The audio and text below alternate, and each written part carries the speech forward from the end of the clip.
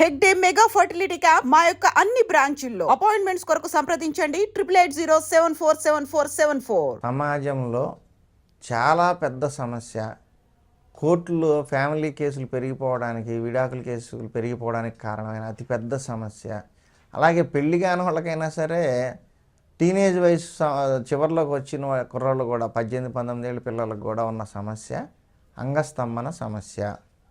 ఇది సమాజంలో ఎంత ఉందంటే ప్రతి ఇంట్లో దేవుడి పటం ఉంటుందో లేదు, కానీ కనీసం ఇద్దరికన్నా ఆ సమస్య ఉంటుంది, నలుగురు ఉంటే. అందులో మిగతా వాళ్ళు చెప్పుకోకపోవచ్చు, కానీ చాలామందికి ఇది పూర్వం రోజుల్లో ఎలా ఉండేదంటే 40-45 ఏళ్ళు దాటితే కొంచెం వాళ్ళకి ఈ సెక్స్ కోరికలు కానీ అంగస్తంభన కానీ ఉండేది కాదు.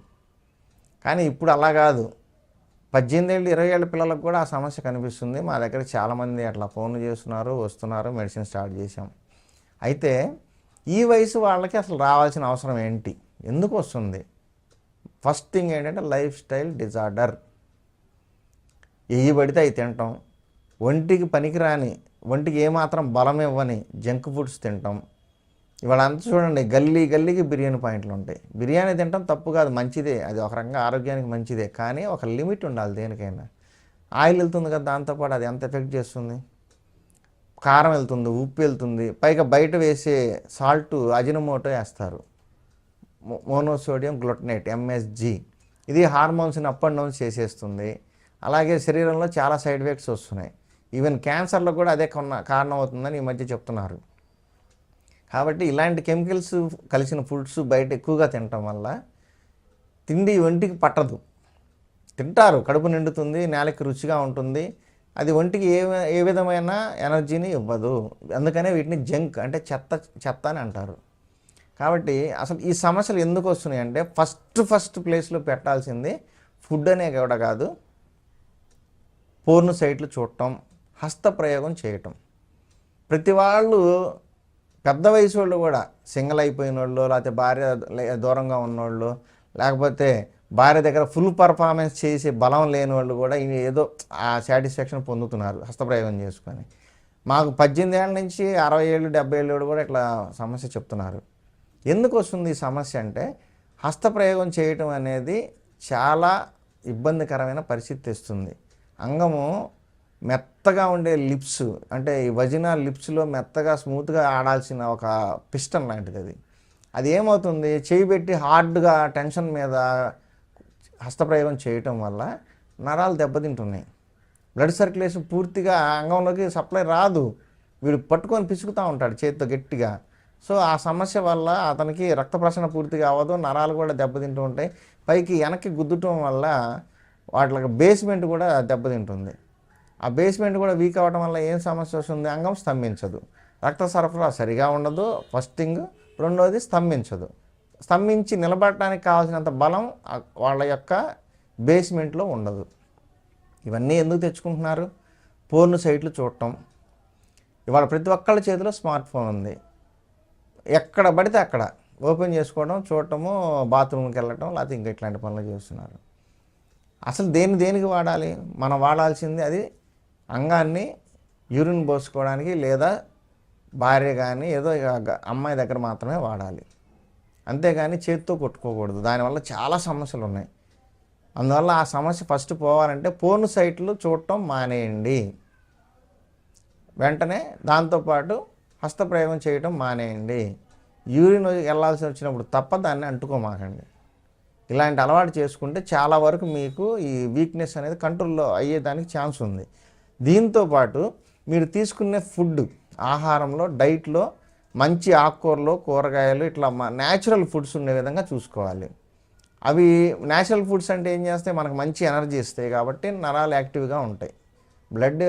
మంచి బ్లడ్ ఉందంటే బ్లడ్ సర్క్యులేషన్ వల్ల ఆటోమేటిక్గా నర్వస్ సిస్టంలోకి న్యూట్రిషన్ వెళ్తుంది. ఆ న్యూట్రిషన్ ఉండటం వల్ల నరాల వ్యవస్థ అనేది చాలా బాగా పనిచేస్తుంది. ఈ నర్వస్ సిస్టమ్ కరెక్ట్గా పనిచేయాలి అంటే మనం నోట్లో వేసే ఆహారం ఏదైతే ఉందో అది న్యూట్రిషన్స్ బాగా ఉండాలి. Fruits, dry fruits, milk, curd, అలాగే ఘీ, నెయ్యి, ఇలాంటి ఆహార పదార్థాలు తీసుకోండి, నర్వస్ సిస్టమ్ బాగుంటుంది. అలాగే కూరగాయలు మంచిగా తీసుకోండి, ఆకుకూరలు, కూరగాయలు, కాస్త బ్లడ్ బాగా ఇంప్రూవ్ అవ్వాలి. ఇలాంటి బత్తాయి జ్యూస్ తాగొచ్చు, చెరుకు రసం తాగొచ్చు, కూల్ డ్రింక్స్ తాగొద్దు, వాటిలో ఏమీ ఉండదు. అవి కార్బోహైడ్రేటెడ్ సోడాస్ అవి. సో అవి తీసుకోమోకండి. మంచి ఫుడ్ తీసుకోండి, మీకు ఖచ్చితంగా మీ సమస్యకు పరిష్కారం దొరుకుతుంది. అయితే ఆల్రెడీ డ్యామేజ్ అయిపోయి ఉంది కాబట్టి ఒక్కసారి మాత్రం ట్రీట్మెంట్ కోర్స్ చేయాలి. ఆ కోర్స్ చేస్తే మీకు తర్వాత మీరు దాన్ని కాపాడుకుంటూ ఉండొచ్చు. సో ఆ కోర్సు చేయాలనుకున్న వాళ్ళు మమ్మల్ని సంప్రదించవచ్చు. మీకు పూర్తి స్థాయిలో రిజల్ట్ ఇస్తాము. ఎంతో వేల మందికి చేసాం మేము. పిల్లలు కూడా పుట్టిన వాళ్ళు ఉన్నారు, లేని వాళ్ళు కూడా. కాబట్టి ఆ సమస్య తగ్గిస్తాం. ఫస్ట్ మీరు ఏం చేయాలంటే ఈ న్యూట్రిషన్ విషయంలో జాగ్రత్త తీసుకోండి. అలాగే పోర్న్ సైట్లు చూడటము, హెచ్పి హస్తప్రయోగం కొట్టడం లాంటివన్నీ మానేయండి. మీకు మంచి రిజల్ట్స్ వస్తాయి. డైట్ విషయంకి వస్తే ఈ హస్తప్రయోగం చేసుకునే కానీ లేదా అంగస్తంభన సమస్య ఉన్న వాళ్ళకి డైట్ అనేది చాలా మంచిగా ఉండాలి. న్యాచురల్ ఫుడ్లు ఎక్కువగా తీసుకోండి. దాంతోపాటు పాలు ఎక్కువగా వాడుకోండి. మంచి పాలు తీసుకొని వాడుకోండి, మీకు సమస్యలు తగ్గుతుంది. దీంతో పాటుగా మీరు ఎక్సర్సైజ్ అనేది కూడా ఒకటి తీసుకోవాలి. అది వాకింగ్ కావచ్చు, స్కిప్పింగ్ కావచ్చు, ఇంకోటి కావచ్చు. ఏదైనా కానీ మీరు శరీరానికి పని పెట్టాలి. 1 గంట చెమటలు పట్టే విధంగా ఎక్సర్సైజ్ చేస్తే శరీరంలో ఉన్న బలహీనత, ఆ నరాల బలహీనత అనేది తగ్గుతుంది. ఎందుకంటే మీరు ఎక్సర్సైజ్ చేసినప్పుడు అన్ని వ్యవస్థలు సక్రమంగా పనిచేసి మీరు తిన్న ఆహారం ఒంటికి పడుతుంది కాబట్టి నర్వస్ సిస్టమ్ యాక్టివేట్ అవుతుంది. దాంతోపాటుగా మెడిసిన్ కూడా తీసుకోండి. ఈ రెండు కలిసినాయి అనుకోండి, డైట్ ప్లస్ మెడిసిన్, ఈ రెండు కలిసిందంటే మీ సమస్య తొందరగా తగ్గిపోతుంది. మీరు డైట్లో తీసుకోవాల్సిన న్యాచురల్ ఫుడ్స్ ఎక్కువగా తీసుకోవాలి, జంక్ ఫుడ్స్ తీసుకోవద్దు. అలాగే నెయ్యి బాగా వాడుకోండి.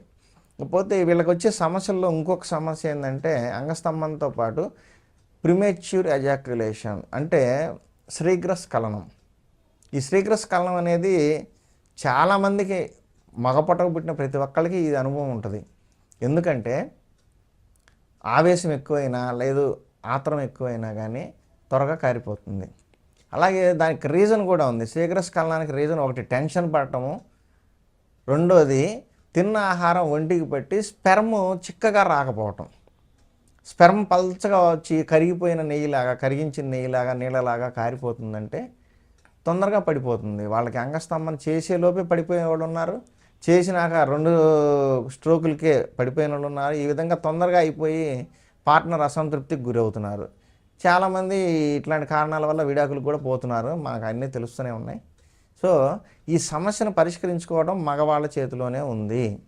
మీరేం చేయాలి అంటే జంక్ ఫుడ్స్ మానేసి మంచి ఎక్సర్సైజు, ఆహారం మంచిది తీసుకుంటూ ఈ శీఘ్రస్ఖలనం సమస్య తగ్గడానికి, అలాగే స్పెర్మ్ బాగా చిక్కగా రావాలి అంటే, ఆ చిక్కదనం పెరిగిందంటే ఆటోమేటిక్గా ఎరెక్షన్ కూడా బాగుంటుంది. శీఘ్రస్ఖలనం అవ్వకుండా ఉండాలంటే మీ బలం పెంచుకోవాలి. శరీరంలో నరాల వ్యవస్థలో బాగా స్ట్రెంగ్త్ వచ్చిందనుకోండి, శీఘ్రస్ఖలనం అనే సమస్య తగ్గిపోతుంది. అలాగే దీంతోపాటు శీఘ్రస్ఖలనంతో పాటు స్వప్నస్ఖలనం అని ఉంటుంది. స్వప్నస్ఖలనం అంటే నిద్రపోతూ ఉంటారు, వీళ్ళకి ఏదో కళ్ళు వస్తాయి, లేదా ఏదో ఫీలింగ్ కలిగి, లేదు అటు ఇటు దొర్లుతూ బోర్లా పడుకుంటే ప్రెషర్ ఎక్కువ అవడం వల్ల కానీ స్పెర్మ్ బయటకు వచ్చేస్తుంది. ఇది స్వప్నస్ఖలనం అంటారు. నిద్రలో పోతుంది కాబట్టి స్వప్నస్ఖలనం అంటారు. దీనికి కూడా కారణం 95% వీక్నెస్. మన శరీరంలో వీక్నెస్ ఉండటం వల్ల నర్వస్ సిస్టమ్ అనేది స్ట్రాంగ్ ఉండదు. అలాగే స్పెర్మ్ అనేది చిక్కగా ఉండదు. చిక్కగా ఉంటే ఇట్లా లీక్ అయిపోవడం అనేది జరగదు. కాబట్టి స్వప్నస్ఖలనం సమస్య ఉన్నవాళ్ళు కూడా మంచి మూలికలు ఉన్నాయి ఆయుర్వేదంలో, అవి వాడుకుంటే మీకు పనికొస్తుంది. ఇప్పుడు మీకున్న ఈ అంగస్తంభన, స్వప్నస్ఖలనం, శీఘ్రస్ఖలనం ఇలాంటి సమస్యలు ఉన్నవాళ్ళు వాడాల్సిన మూలికలు చెప్తాను, నోట్ చేసుకోండి. అవేంటంటే మనకి ఆయుర్వేదంలో ఎప్పుడు రెగ్యులర్గా మీరు బయట కూడా వినేది ఏంటంటే అశ్వగంధ. ఈ అశ్వగంధ అనేది మనిషికి, గుర్రానికి ఎంత శక్తి ఉంటుందో అలాంటి శక్తినిస్తుందని ఒక అర్థం. అది అశ్వగంధ అనేది ఇమ్యూనిటీ కూడా బాగా పనిచేస్తుంది.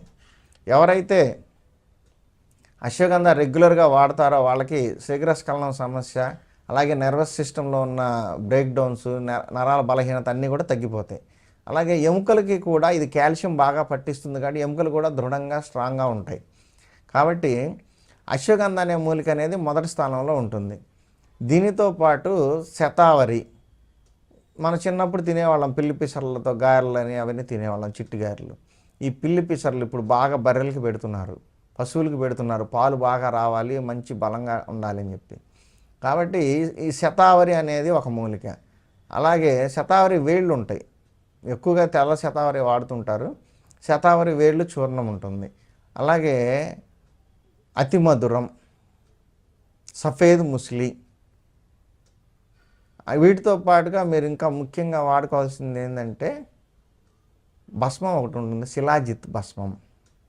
ఇది భస్మ రూపంలో దొరుకుతుంది, లిక్విడ్ రూపంలో కూడా దొరుకుతుంది, నల్లగా ఉంటుంది. ఈ శిలాజిత్ కూడా మంచి శిలాజిత్ తీసుకోండి. పిచ్చి పిచ్చిగా ఎక్కడ పడితే అక్కడ రోడ్ల మీద అమ్మేవి అవి తీసుకోవద్దు. అవి శిలాజిత్ కాదు, ముసాంబరం అంటారు దాన్ని. అలోవెరా జ్యూస్లో సున్నం కలిపి ఉడకబెట్టి దాన్ని శిలాజిత్ అని అమ్ముతున్నారు. కల్తీ చూసుకోండి, మంచి శిలాజిత్ తీసుకోండి. ఈ మూలికలన్నీ సమానంగా తీసుకొని అవన్నీ ఎంత ఉన్నాయో దాంట్లో 10% శిలాజిత్ అనేదాన్ని కలుపుకొని బాగా గ్రైండ్ చేసుకొని ఉదయము సాయంత్రం ఒక అర స్పూను, హాఫ్ స్పూన్ మాత్రమే ఉదయం తిన్నాక రాత్రి తిన్నాక వేసుకొని నీళ్ళతో గోరువెచ్చటి పాలు తాగండి. మీకున్న ఈ శ్రీకరస్ఖలనము, స్వప్నస్ఖలనము, అంగస్తంభన సమస్యలు, అలాగే టైమింగ్ ప్రాబ్లం, చాలామంది ఎక్కువసేపు చేయలేరు. టైమింగ్ కూడా చాలా పెద్ద సమస్య. ఎందుకంటే వాళ్ళకి త్వరగా కారిపోవడం ఒక సమస్య, అంటే శ్రీకరస్ఖలనం. రెండోది వీళ్ళకి యాంగ్జైటీ అయిపోయి డ్రాప్ అయిపోయిన తర్వాత, ఒకసారి లీకేజ్ అయిపోయిన తర్వాత రెండోసారి రెడీ అవ్వలేరు వీళ్ళకి ఉన్న కారణం ఏంటంటే వీక్నెస్. సెకండ్ టైం రౌండ్ మళ్ళీ రెండో రౌండ్కి రెడీ అవ్వాలంటే వీళ్ళ వల్ల కావట్లేదు. ఇప్పుడున్న సమస్యల్లా ఇదే ప్రాబ్లం. అందుకని నేను చెప్పిన జాగ్రత్తలు తీసుకొని, నేను చెప్పిన మూలికలు వాడుకోండి. అలాగే డైట్ కూడా మంచిగా తీసుకోండి. టెన్షన్ లేకుండా ప్రశాంతంగా 10 గంటలకల్లా పడుకోండి. 2 దాకా 1 గంట దాకా ఫోన్లు, యూట్యూబ్లు, ఫేస్బుక్లు చూసుకుంటా కూర్చుంటే నిద్ర లేకపోవడం అనేది కూడా చాలా పెద్ద సమస్య. నిద్ర లేని వాళ్ళకి అంగస్తంభన సమస్యలు వస్తాయి. కాబట్టి నిద్ర మానుకోండి, నిద్ర కూడా బాగా ఉండేటట్టుగా చూసుకోండి.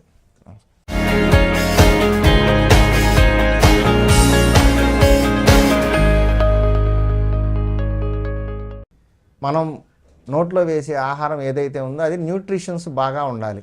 Fruits, dry fruits, milk, curd, అలాగే ఘీ, నెయ్యి, ఇలాంటి ఆహార పదార్థాలు తీసుకోండి. నర్వస్ సిస్టమ్ బాగుంటుంది. అలాగే కూరగాయలు మంచిగా తీసుకోండి. ఆకుకూరలు, కూరగాయలు, కాస్త బ్లడ్ బాగా ఇంప్రూవ్ అవ్వాలి. ఇలాంటి బత్తాయి జ్యూస్ తాగొచ్చు, చెరుకు రసం తాగొచ్చు, కూల్ డ్రింక్స్ తాగొద్దు. వాటిలో ఏమీ ఉండదు, అవి కార్బోహైడ్రేటెడ్ సోడాస్ అవి. సో అవి తీసుకోమోకండి. మంచి ఫుడ్ తీసుకోండి, మీకు ఖచ్చితంగా మీ సమస్యకు పరిష్కారం దొరుకుతుంది. అయితే ఆల్రెడీ డ్యామేజ్ అయిపోయి ఉంది కాబట్టి ఒక్కసారి మాత్రం ట్రీట్మెంట్ కోర్స్ చేయాలి. ఆ కోర్స్ చేస్తే మీకు తర్వాత మీరు దాన్ని కాపాడుకుంటూ ఉండొచ్చు. సో ఆ కోర్సు చేయాలనుకున్న వాళ్ళు మమ్మల్ని సంప్రదించవచ్చు.